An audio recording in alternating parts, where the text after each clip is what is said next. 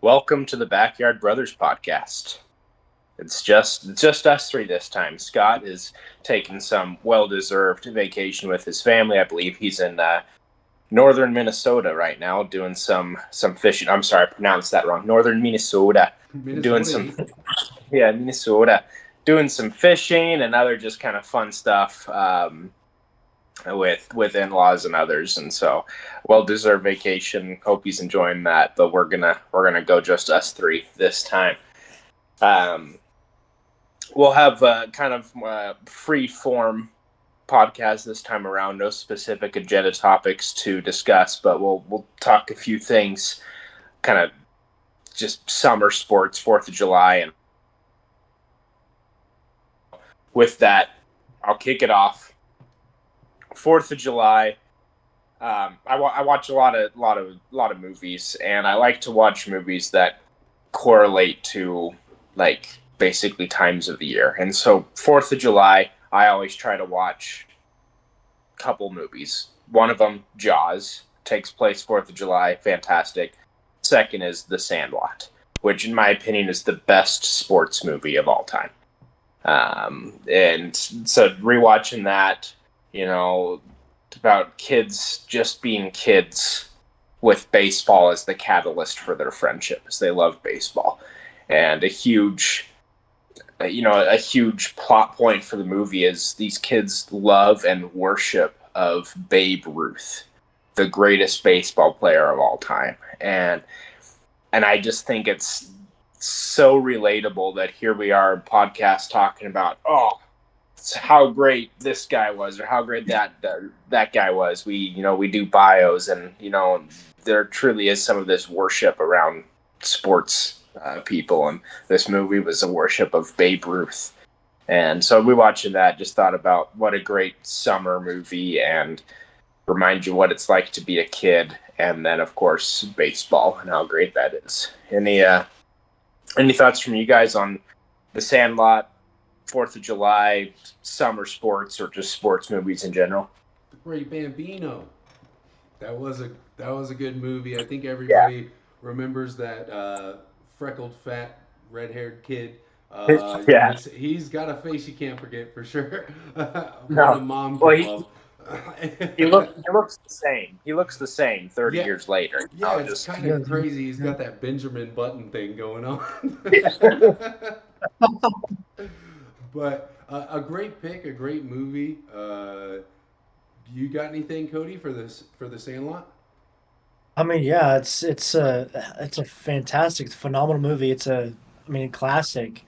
You everyone, I don't care who you are, everyone has to watch it at least one time, if not 5 million times. And so, it's just one of those movies that you have to grow up, watching. If you're not watching it, you should be out playing baseball. It's one of those things. And so, um, I think there's so many good quotes from that movie. Of course, I always think of "You're killing me, Smalls." Or how can I have some more or something if I haven't had any at all yet? So things like that. But it's a great movie and I love it. It has been a while since I've seen it, so I need to watch it again soon, probably. But it's a great pick, Dustin. Great pick. Good. All right, over to you. Any other summer sports that we want to talk about? Real quick, yeah, something I just that came in my mind. When we're talking about 4th of July a little bit and just passed, and hope everyone had a fun and safe 4th of July. Um, for me, a memory that came in my mind was the very first time I ever went to a rodeo was on the 4th of July. Oh, that's cool. And I mean, when you think of America, you think of baseball and rodeos, right? That's kind of the two things to think of. So we're talking about those two things. And so, for a while, growing up with my parents, it was a tradition that we would go to a rodeo, either on the 4th of July or like the day before, day after. We'd also go to a baseball game either on the 4th of July, the day before, day after. And so, I remember when I first met my wife, we went to a rodeo, all those things. And so it's been a while since I've been to one now, but I was thinking about this rodeo we went to with my family, probably I don't know, close to a decade ago, a little over even. And I remember seeing these bull riders, and that's something we don't really talk about a lot on this podcast. That's a sport for sure. You know, bull riding is definitely a sport. It's crazy dangerous. It's fun. I mean, I'll never get on a bull. I won't do it, but I'll watch someone who's stupid enough to try. It's fun to watch. It really is something fun, and it really they really are an athlete in every sense of that word. All the strength they have to put in, core strength as well to stay on that bull and not get impaled is fun, as well as horse bucking. So I just thought of that. Fourth of July, I think of rodeos a lot, and it's really fun kind of atmosphere to be out there with family. I haven't been there in a while. You laughing about something there, Dustin? Horse what?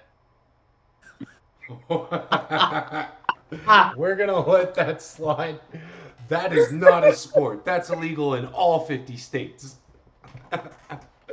Oh man.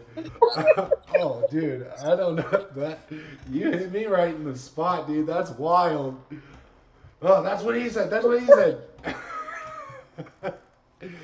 Anyway, back to Yeah. This sports. is a family podcast. Yeah, Let me just instead say of that. what Dustin's talking about. Get your mind out of the gutter, man. Sometimes the sheep just have trouble getting through the fence. Oh man. Oh man. Oh, that is funny. Well, Um, hard to top or move on from that. Yeah. What in the world? Anyway, Where are we? How'd we get here? so any more to say about the rodeo, Cody? Not anymore. No, I'm good now.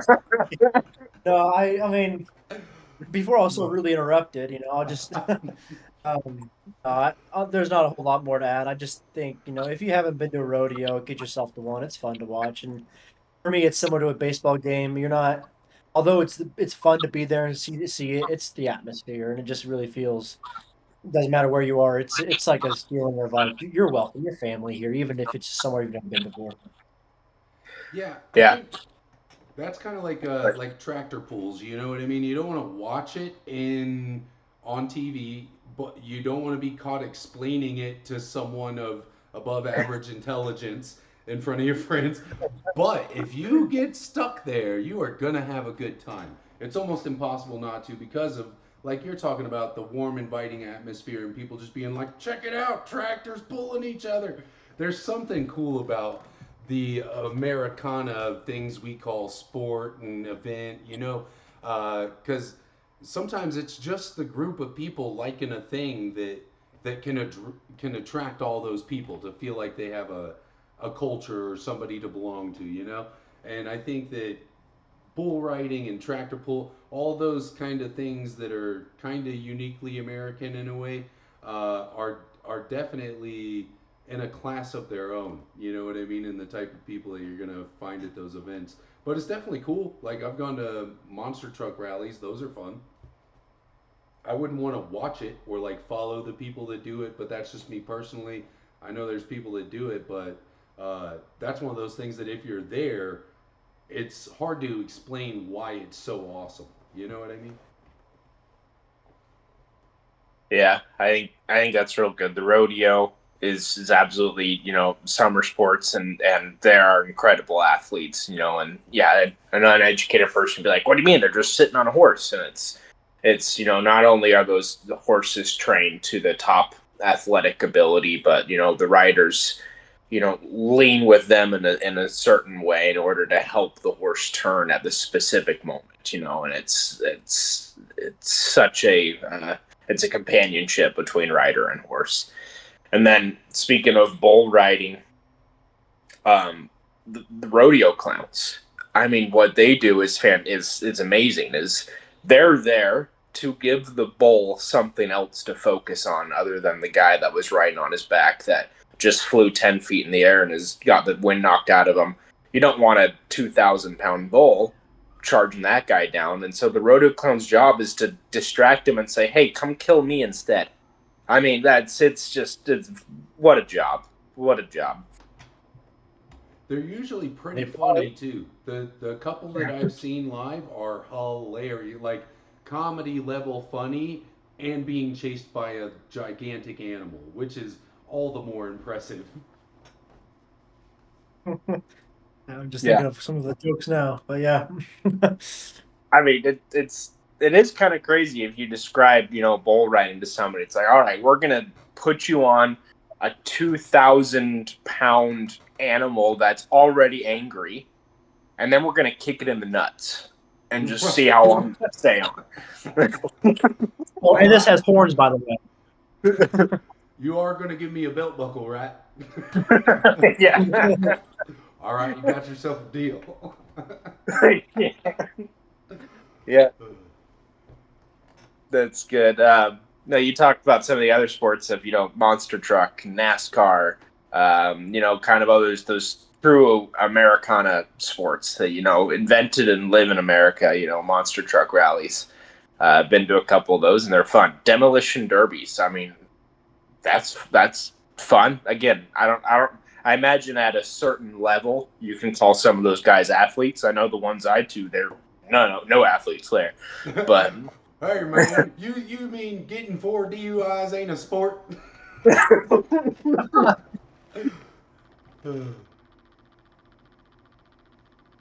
good. Well, and I guess as far as movies go, because you talked about movies, Dustin, you said Sandlot, and I think we've talked about movies before on here.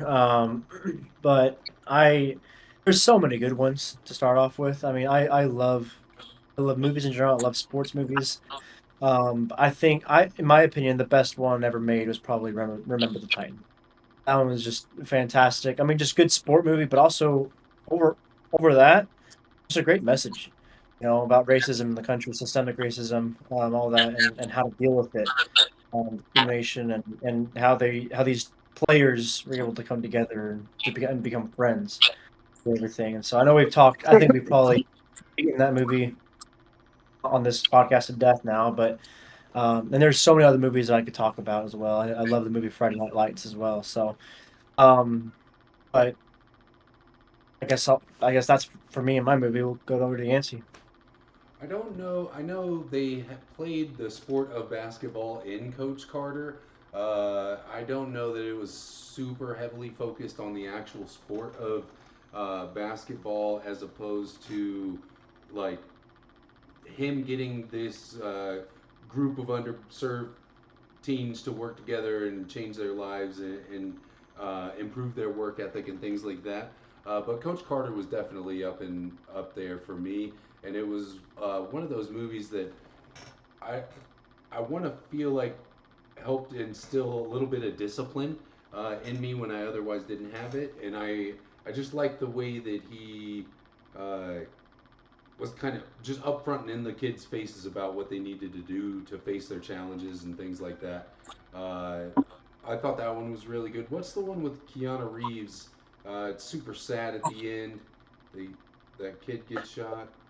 It's like The Replacements or something like The that. baseball one. It I don't know. wasn't that popular. It wasn't super popular. I wish I could remember the name of that movie because it is worth a watch. But it's kind of in the same vein as Coach Carter, but Keanu Reeves plays the coach, and he's like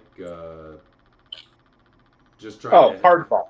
hardball. There you go. Trying to Yeah. get him out of the ghetto and stuff like that, and that's another great movie that I would put in the same class as like Coach Carter, that it has sports in it, but the message is more important than the sport. And I like all styles that we've mentioned of those movies. And really quick, since you're bringing those up, I know we talked about this before as well. You know, sports movies, although they have a sport in it, are never about the sport itself, and we've talked about that before. It's always Right. about something else, and that's so true as well in real life. Is sports are here to entertain us, they're here to distract us, they're here to bring people together as well. It's never about, it's never just about baseball or basketball or football, but there's always something much more to that. I think it's important to remember that. A good comment. I think here's a hot take. The sports movie that's had the greatest impact on its sport would be Happy Gilmore. Like That's an that's interesting take, but I I don't mean, I don't know I don't know if you can go and play a round of golf without somebody quoting Happy Gilmore, or or saying you got to do a Happy Gilmore swing, things like that. Like the sport of golf is the culture of golf was so changed by that movie than I believe any other sport has been. Any other sport culture has been changed by any other movie. I There's feel a like hot take. I feel like it took a little bit of the reverence of it, of the sport of golf. Everything being so buttoned down. You got to be quiet. It took a little bit of that away from it. Not that what's his name, John, the big drunk dude all the time. Oh Just like yeah, Serena. John Daly. Yeah, So Daly. he's Yeah, certainly put in efforts to loosen up the image of people who play golf. You know what I mean? But I would have to agree with you that Happy Gilmore did have an effect on the sport of golf, and that it felt like it opened it up to regular Joes, or mess ups like me. To where it's like, I could do that. I could definitely whack a ball, bro. You know what I mean? To where it didn't feel like as gate kept, I would say. You know what I mean? To where you could just kind of, if you're good at it, you're good at it. You know what I mean? Shout out to Justin Gaethje. They put on a sporting event where they pay you like $1 million. They have a bunch of people compete, athletes from all over the world. I wish I could better name this, but he actually was one of the top golfers out of all that, and he's an MMA fighter. You yeah, might know what I'm talking about, Dustin, about that yeah. competition. But I forget what it's called. It's like it's like a creator classic or celebrity creator thing like that. Yeah, yeah, yeah. And so shout out to him for performing so well. He took like 2 years and just learned golf, fell in love with it. So I'll mention him. So went from punching punching dudes to hitting golf balls for a while, and just kind of transitioned his skill set. yeah. Good. I think to hop onto that, I can't. I'm not going to disagree with you. That's for sure. I won't disagree with you, but I'll give you a competition, maybe, and we'll see how. And it's kind of, you have to think about it for a second, but I don't know. It may be just about the same amount as Cool Runnings did for bobsledding. I If you think of bobsled, I mean, almost everything. Everyone will think of John Candy and you dead man. Yeah, man.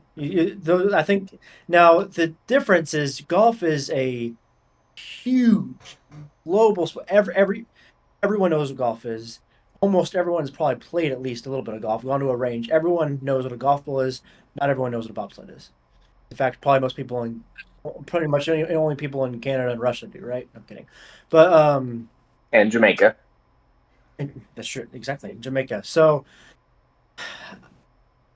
because of that, bobsledding is not as big as golf, but to that sport as well itself, I imagine that has had a gigantic impact on the world of bobsledding as well. So I'm not disagreeing with you, but I'm putting bobsledding there as a competition to it. Okay. I think that's a fair point. That it's up there in the same category, but I think the effect that Happy Gilmore had was much bigger and much longer lasting. It was much more far-reaching for sure. Yeah, that movie's 30 years old. Happy Gilmore is. And, I mean, so is Cool Running, but Let's say I think Cool Runnings is as well, even if older. I think. yeah. All right, so maybe stepping away from movies for a little bit, we can talk, memory lane. Any specific memories, biographies, anything like that we want to talk about just for a few minutes, kind of keep it free and flowing.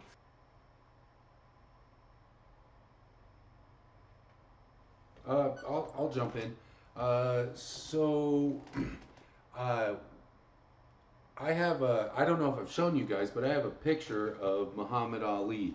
Anytime I'm trying to, he's with a lawyer and his daughter. It's not like a fight picture or anything. It's a personal photo that I have of him. And so I'll just bring up Muhammad Ali because I don't mind talking about that dude anytime. Uh, Yeah. I respected his ability to fight. I really like his personal views on a lot of things. And one of the things that he would talk about is how uh, like a friend, a real friend would treat you, and how it's super rare to find real friends that really care about you just as much as they care about themselves. And his impact on the youth and the way he would interact with young people were some of my favorite things about him, because he would like inject this confidence that he had into the people that he came in contact with. And I think that a lot of times we forget that we're all the same as any sports idol or whoever. We're all the same people as soon as we realize it, that we could do that same stuff. And Muhammad Ali is one of those sports figures that gives me that feeling that I could make it too. And I was just curious if you guys ever had that, like, who was that person to you that was like, oh, like, yeah, I could do that. You know what I mean? If at all you guys have that person, because I've thought that's a unique thing to me, to have a specific person to look up to. But uh, I was interested if you guys have anybody like that that motivated you to do something, maybe not directly sports related, but because of their talent set and them showing you the confidence and that you could do it. So for me, it was Rajon Rondo. You know, before I went on my mission, the Celtics were great. They won the title in 2008, and Rajon Rondo was a huge part of that. And so I absolutely loved watching him. And then being a missionary in Boston, I thought that, and I loved playing basketball, and I had Rondo jersey and all of that, and I thought about how I wanted to be the best point guard that I could possibly, and I tried my best to model my game after Rajon Rondo, and I loved watching him. He was just one of those guys that was just like, man, he was 6 foot, right? Obviously, he's still got 6 inches on me, but definitely on the smaller scale of for basketball players. But it was able to be so effective, and so that was one of the guys that was like, man, that's the kind of person I want to model on. Cody, I'll flip it to you. Then I have more to say about Muhammad Ali. That's a very good question, Nancy, and I appreciate you asking that. I don't know if I've ever really took a moment to think about that, but as I have thought about it, and I guess I'm going to go a different route to get there. But growing up as a kid, I had a bunch of stuffed animals, right? One of them was a Barry Sanders stuffed animal. I It remember was it was a that Barry. beanie baby you're talking about. You remember? We still Yeah, have it. We I, still that's have it. awesome. Um, well, we had a lot, but Barry Sanders, that one was my favorite one. And I'm not sure I have a whole lot of reason. I loved it playing with it as a kid, and as I grew older, I started to like, wait, who is this guy? I kind of learned more about him, and he was probably one of the very first football players I ever actually really knew as a young kid was Barry Sanders. Watching the highlights and things like that, and also just as far as I knew, just a humble guy, a really humble guy who was on an unfortunate team and circumstance at the time, never got a championship ring, but still made his team. Um, I guess you could say deadly in a way, and so um, because of that, I thought it was really cool, and I wanted to be that type of person, someone who wouldn't who didn't want to give up, who would fight and be humble about it though. And so I guess that would be mine, but like I said, I haven't really ever thought of it that way before. So I could change it to someone else if I give it more time and thought, but I'll stick with Barry for now. That's a good person to look up to, and that's a great explanation of why you look up to him, and a great answer for a question that, yeah, I didn't even know I was going to ask. So I'm glad that was I'm glad that's the way you looked at it, and that's a great person to look up to, in my opinion, also. And then Dustin, you wanted to say something about Muhammad Ali. Yeah, so two things, I guess. First thing, quick trivia. What's Muhammad Ali's birth name? Anybody know? Cassius Clay. Cassius Clay. Amazing name. Like, that's such a cool name. And that's like the second coolest name next to Muhammad Ali. Right. Like, somehow he found a way to level up. Um, but he's also one of those guys we talked about movies that it's not about the movie's not about sports. The same way that like Muhammad Ali, the second best thing he did was boxing. The way that he was involved in human rights. There's pictures of him and Kareem Abdul-Jabbar, and a couple, I think Malcolm X, a couple others, all together to try to further the rights of not only African Americans but also specifically, Muslim Americans, as both Muhammad Ali, Kareem Abdul-Jabbar were, and so that's just a thought that came to mind. Second trivia: Kareem Abdul-Jabbar. Anybody know his birth name? No, stump me. Lou Alcindor. That's Is he still pretty Baloo? cool. Lou, L-E-W, Lou Alcindor. I said Baloo, like Jungle Book. I was like, what the heck? Lou Alcindor. Anyway, just trivia things I have in my brain. Good stuff to have for sure.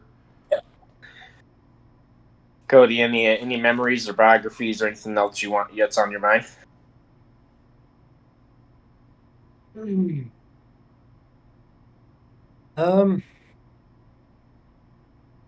Not right now. No, I mean nothing. For some reason, I have to think about it. I know you're lucky you can pop memories in your head, but for me, I have to like, man, what's another memory right now? Because a lot of them might just get stored away or something long term. So, not right now.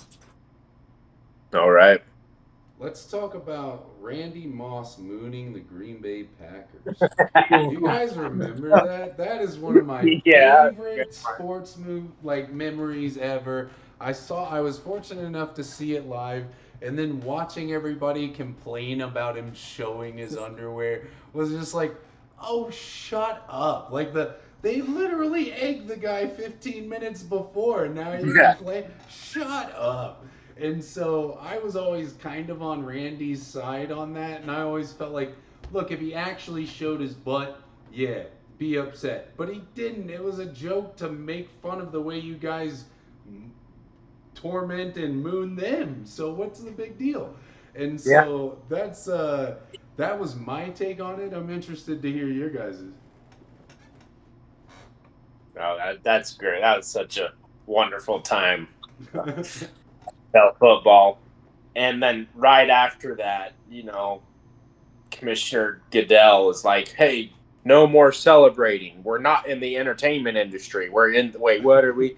And so it's like, yeah, where you just like, you're not allowed to celebrate touchdowns anymore because you might hurt grown men's feelings who make millions of dollars. And it's like, and so I thought that was such a sad and ridiculous amount of time. And I think that Chad Ochocinco immediately stopped having fun, for a few years until they got it back, and so that's just kind of what that memory kicked off is that sad time in the NFL when they didn't allow touchdown celebrations, and now they're back and we got some great ones again. Yeah, that's what I was thinking of. I was honestly thinking like, if that happened today, if someone mooned someone today, pretty sure they'd be having like a $50,000 fine and maybe even a suspension for something. Which but back then, I mean, how long ago? This was not like forever ago, but it was just like 12, 15 years ago. Early mid 2000s. Yeah. So yeah, 15-ish years. A little more than that, right? 15 to 20, maybe 25. 20. Yeah. So anyway, that I was just thinking about that, but yeah, it was I don't think I remember watching it happen, but I remember hearing about it and seeing everything else happen since then. It was really funny. And you say Chad Ochocinco, that reminds me of his flips into the end zones and changing it to Ochocinco instead of just Johnson and all that stuff going on. That was crazy stuff too. Yeah, man. There's Randy Moss. What a player. What a guy. I mean, there's a handful of specific things in each sport that like now have a player's trademark on them. You say with Randy Moss, it's like, oh, he mossed him. Which means to one hand or just to like catch it over a guy dominating. It's that you moss a guy. You mossed him, and there's not very many, but there's just a handful of sports, sayings where it's specific to a guy. I don't know. I don't know if I remember any others specific to football other than Tomasa guy. I I don't know think if there's there's the Odell Beckham Jr. The catching like that. I think that's kind of pulling an Odell or something is what I heard for a long time. No, yeah, you're no, younger no, than no. I mean, that's synonymous with yeah, getting blocked in basketball. That's one that comes to mind. Matumbo. Yep. They also have something in the NBA called the Nash dribble. After Steve Nash, where he was so good at like you dribble to the baseline under the basket and keep your dribble and just basically do a circle, going under the basket, then going back out, and that's been trademarked as the Nash dribble. And so that's one of the things that in basketball is. But yeah, the Matumbo finger wag. That's everybody when you see a block shot, you think of that. When Dan Henderson knocked Michael Bisping unconscious and jumped in the air and punched him in the face while he was asleep, he turned his logo into him in the air like this, coming down on Bisping. They just like blacked out the photo, so his logo is this infamous punch of him diving on an unconscious dude.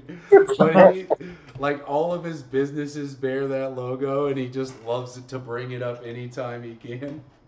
Dude, that's great. I think about the Mamba mentality. It's another thing that's said a lot. Yeah, You that's a know, good one. That's strictly to Kobe. yeah, yeah, and I saw an interview from Tom Brady, which he talked about basically how the best players in in any generation of their sport were also like the loneliest because they didn't have any friends because they hated everybody and everybody hated them. Michael Jordan didn't have any friends. Kobe Bryant didn't have any friends. Uh, Tiger Woods didn't have any friends. Tom Brady says I didn't have any friends because everybody that I played against was my enemy. That's how I saw them. He says Peyton Manning was the closest guy I had to a friend. We probably went to dinner twice in 20 years. And just said that it's like that there's these guys that you get to that level and they say every single person not wearing my jersey is my enemy. I'm not friends with them. The cost of greatness is high. You have to sacrifice many, many, many, many things to become great at one thing. It just is what it is, and most great people aren't good people. Mike Tyson will tell you that, and I think it's because I'm just being honest. I think it's because you have to devote yourself solely to this one thing that you forget. Oh yeah, I'm a person who's supposed to like do other stuff. But I've spent all of my waking hours focusing on being the best at this one thing. I really ain't got time for this ish. Like, I can't focus on being good at this or being good at that. I need to be doing football, doing fighting, doing basketball, whatever you replace it with your sport. And really, those are the only people that are able to achieve top tier success, like the people that we're talking about that have their own monikers attached to sport. It's because they had to focus for 10, 15 years on one thing, and I mean 25 years really plus, just to get to play that sport professionally.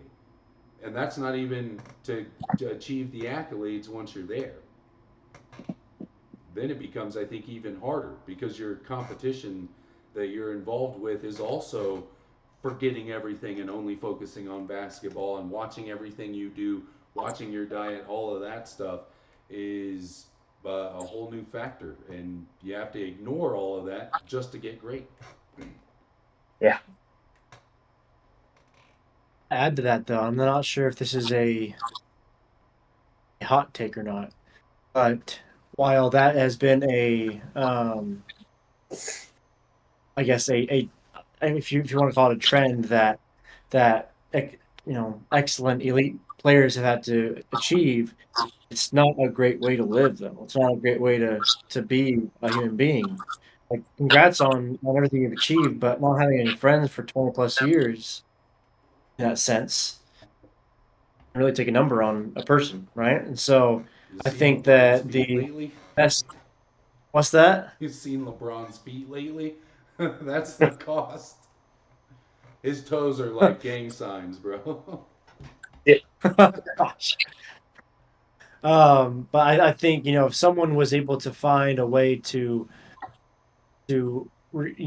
attain that status, but be someone who's um, let's just go to the NFL. If you're able to have that status, but you're able to hang out and be friends with people on other teams, that not only helps you, but that teaches kids that because I think that kind of teaches kids that if they're on the opposite side of you, they're an enemy. When they're not, they're an opponent, right? And so that's really what it should be, in my opinion. Maybe that's just a hot take. I don't know, but that should not be a focus of a player. It shouldn't be enemy. It should be this is my opponent, and while I'm working and playing all that stuff, I'm going to treat you as my opponent. Never treat someone as an enemy because that teaches the wrong things. Yeah, we're not saying we agree with it. We're saying that the best who ever done it had a mentality that they wanted to villainize either themselves or the other guy in order to give themselves more motivation. There's a famous story about Michael Jordan who, after losing a game, one of the other players just said, "Hey, good game, Mike." And a year later, Michael Jordan, you know, scored 60 on that guy and that team and just said, "That's your fault because you said good game to me." Like that kind of mentality. Michael Jordan had that where he Michael Jordan said, "I love winning."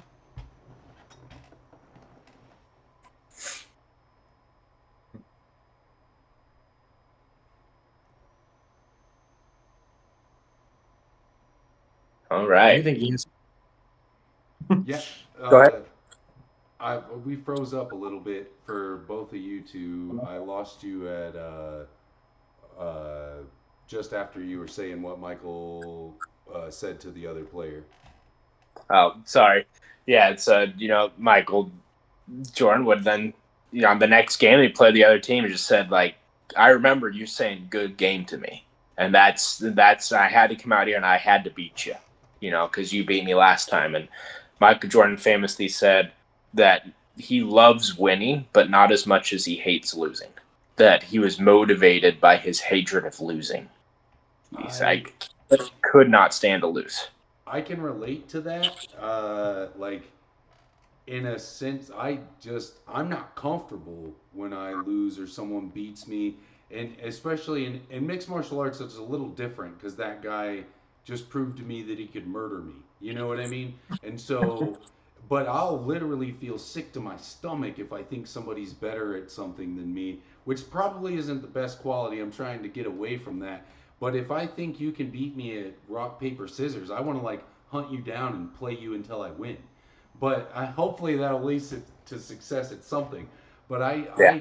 I can relate to that feeling of like it's not over till I win, bro. If you beat me up one day on the school bus, I'm gonna find you and I'm gonna make you fight me until I beat you. And that's just kind of my mentality, and it's not the best one to have. So I can speak from experience that like it's not healthy to look at the people the way Cody was talking about. Like I viewed you, if we were gonna fight in 6 weeks, like I'm gonna learn every bit of information I can to destroy you in that cage, so you don't even have an opportunity to beat me. Which it's watered down when you go into other sports slightly, but I agree that it should be taught different because when you're a kid, it's way easier to adopt that tribal mentality and just hate the kid that goes to the opposite high school because you were lined up against him playing football, you know? And when he's probably your best friend because you like the same stuff, you just haven't met. Yeah, and I like that. As adults, grown people, we have that ability to think abstractly in different ways. But kids really are black and white thinkers. It's really okay if I'm playing against them or if I'm doing something against them, I have to treat them badly. I have to treat them badly. And that's never the right answer. And so, it's and I think that leagues do a good job today on showing that you never want to treat someone differently just because you're going against them. But sure, if you want to, internally and intrinsically think, hey, this is my, this I want to embarrass this guy. You can do that. Grown-ups have that. Grown-ups. That's like I'm talking to my kids still. Adults have that ability to do that, but kids don't really have that ability, and so I think we have to be careful as adults playing games to show that. Yeah, that's a good take, I think, for sure.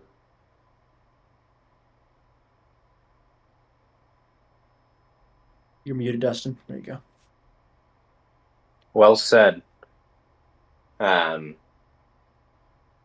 right. Well, how about we end this a few minutes early? I think this has been good. We're talking a few different things, a couple fun memories, movies, biographies, and a few hot takes. Good pod. See you next week. We're gonna start to recap NBA season and review, as well as look forward to the next NFL season coming up. Awesome. See you boys later. Good. See you later.